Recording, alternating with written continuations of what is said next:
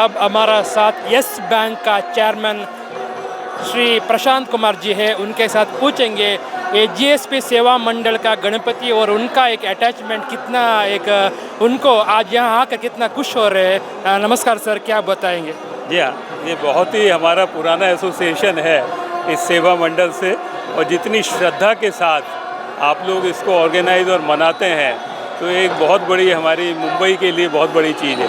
और यहाँ पे आके पूरे परिवार को, मेरी पत्नी के साथ हम लोगों को ये बहुत ही अच्छा लगता है।